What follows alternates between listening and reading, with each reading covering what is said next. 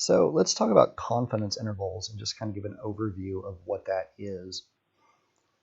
So we take data on a sample from the population, and we can calculate a sample statistic. Means and proportions are the most common, especially in intro stats. But that gives us a point estimate for the corresponding population parameter. In our videos so far, we've looked at election results. Well, after the election's over, you obviously know what the population parameter is. You know what percent of people voted this or that. But beforehand, you can do polls. For example, a poll gives you a point estimate for the percent of people who are going to be in favor, so which way the election is going to go.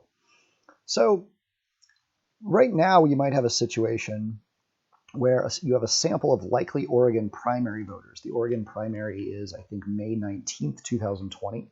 So if you had that sample, you could find that 30% say they plan to vote for Bernie Sanders, who was Oregon's choice in 2016. So from there, using our notation, P is the proportion of all Oregon primary voters who will vote for Bernie Sanders. You don't actually know what this number is, not until you actually hold a primary. But based on our sample, we can estimate it. P hat is 0.3 from our sample. So that's our best guess for the percent of all Oregon primary voters who will vote for Bernie Sanders.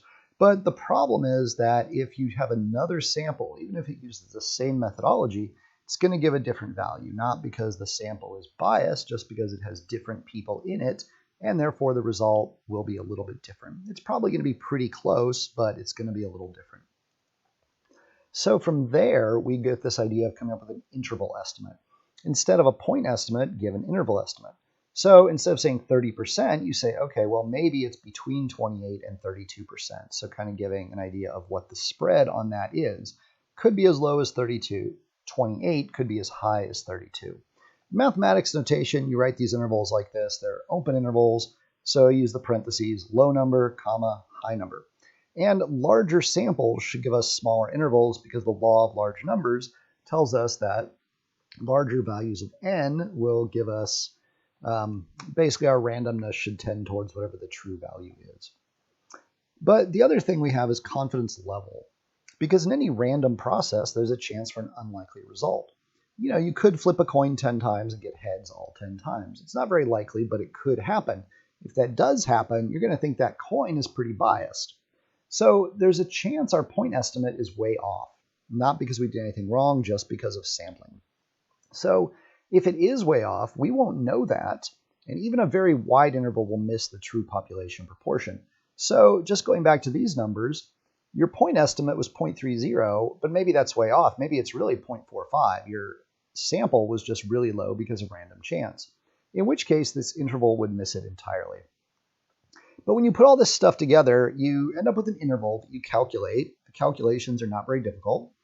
You have an associated confidence level, usually 95% is the most common.